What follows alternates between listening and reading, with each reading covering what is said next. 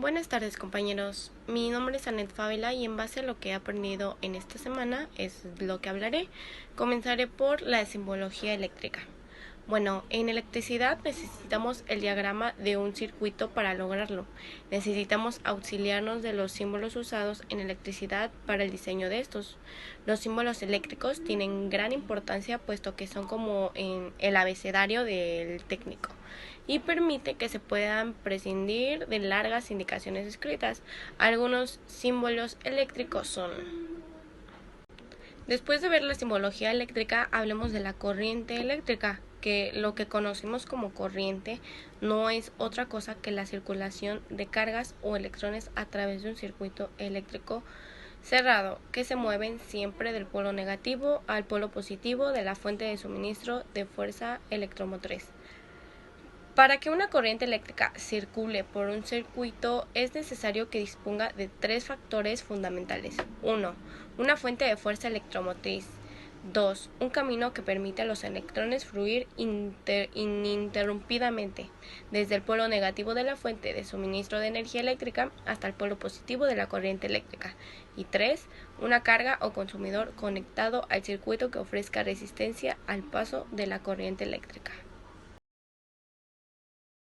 Se desenlazan muchos temas sobre la corriente eléctrica. Empezaré a hablar sobre corriente directa y alterna. La corriente eléctrica puede ser corriente directa, determinada como CD, o corriente alterna, CA. Con CD denotamos la corriente directa, que implica un flujo de carga que fluye siempre en una sola dirección.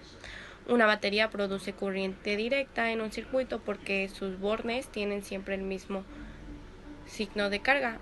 La corriente alterna se comporta como su nombre lo indica. Los electrones del circuito se desplazan primero en una dirección y luego en sentido. Otra cosa importante es la intensidad de la corriente, que es la intensidad del flujo de los electrones de una corriente eléctrica que circula por un circuito cerrado. Esta depende fundamentalmente de la tensión o voltaje, denominada con la letra V, y que se aplica y de la resistencia, en ohm, que ofrezca el paso de esa corriente, la carga o consumidor conectado al circuito. La intensidad de la corriente eléctrica se designa con la letra I y su unidad de medida en el sistema internacional es el ampere, llamado también amperio, que se identifica con la letra A. La corriente eléctrica es el flujo de carga por unidad de tiempo que recorre un material. Se debe a un movimiento de los electrones por el interior del material. Para obtener una corriente de 1 amperio es necesario que un coulomb de carga eléctrica por un segundo esté atravesando un plano imaginario trazado en el material conductor. La corriente I en amperios puede ser calculada con la siguiente ecuación, donde I es intensidad de corriente en amperios, Q es carga en coulombios, y T es tiempo voltaje. ¿Qué es? Es tensión o diferencia de potencial, que es la presión que ejerce una fuente de suministro de energía eléctrica o fuerza electromotriz sobre las cargas eléctricas o electrones en un circuito eléctrico cerrado para que se establezca el flujo de una corriente eléctrica. Se denomina resistencia eléctrica de una sustancia a la oposición que encuentra la corriente eléctrica para circular a través de dicha sustancia. Su valor viene dado en ohmios, se designa con la letra griega omega mayúscula, que es esta, y se mide con el ohmímetro, que es este.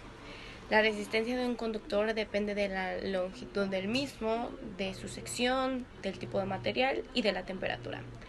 Si consideramos la temperatura constante de 20 grados, la resistencia viene dada por la siguiente expresión, en la que P es la resistividad, que es una característica propia de cada material. Se le llama resistividad al grado de dificultad que encuentran los electrones en su desplazamiento. Se designa por la letra griega RHO minúscula P y se mide en OHMS por metro. Ejemplo de algunas resistividades. Continuaré hablando sobre una de las leyes más importantes en la electricidad, que es la ley de Ohm. La ley de Ohm define una propiedad específica de ciertos materiales por la que se cumple esta relación. Un conductor cumple la ley de Ohm solo si su curva V es lineal, esto es, si R es independiente de V y de E. Sin embargo, la relación sigue siendo la definición general de la resistencia de un conductor. Independientemente de si éste cumple o no la ley de Ohm, la intensidad de la corriente eléctrica que circula por un dispositivo es directamente proporcional a la diferencia de potencial aplicada e inversamente proporcional a la resistencia del mismo, según expresa la siguiente fórmula, donde empleando unidades del sistema internacional tenemos que I es la intensidad en amperios, V es la diferencia de potencial en voltios y V es la resistencia en ohmios. El enunciado de la ley de Ohm dice que un conductor recorrido por una corriente eléctrica, el cociente entre la diferencia de potencial aplicada a los extremos del conductor y la intensidad de la corriente que por él circula es una cantidad constante que depende del conductor. Esta cantidad se le denomina resistencia. Esta ley enunciada verifica la relación entre voltaje y corriente en un resistor. Algo que se utiliza demasiado son los aparatos de medición. Las magnitudes básicas que se emplean en electricidad, que son tensión, intensidad de la corriente y resistencia eléctrica, se miden con aparatos que son imprescindibles para cualquier técnico de la electricidad o de la electrónica. Veamos cuáles son. El primero es el amperímetro. Es el instrumento que mide la intensidad de la corriente eléctrica. Su unidad de medida es el amperio y sus submúltiplos el miliamperio y el microamperio. El voltímetro es el instrumento que mide el valor de la tensión. Su única básica de medición es el voltio, con sus múltiplos en megavoltio y kilovoltio, y submúltiplos como el milivoltio y el microvoltio. El tercero es el ohmímetro. Es un arreglo de los circuitos del voltímetro y del amperímetro, pero con una batería y una resistencia. Dicha resistencia es la que ajusta en cero el instrumento en la escala de ohmios cuando se cortocircuitan los terminales. Continuaré hablando sobre la potencia eléctrica. ¿Qué es? Es la relación de paso de energía de un flujo por unidad de tiempo, es decir, la cantidad de energía entregada o absorbida por un elemento en un tiempo determinado. Se define como la cantidad de trabajo por unidad de tiempo realizado por una corriente eléctrica.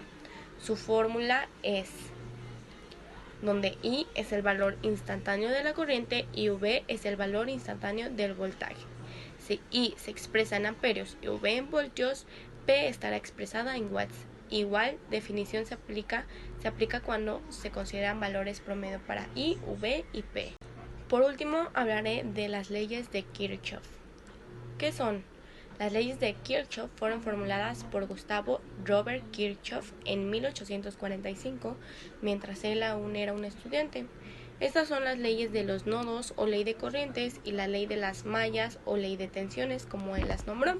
La primera ley de Kirchhoff es un circuito eléctrico que es común que se generen nodos de corriente. Un nodo es el punto de circuito donde se unen más de una terminal de un componente eléctrico.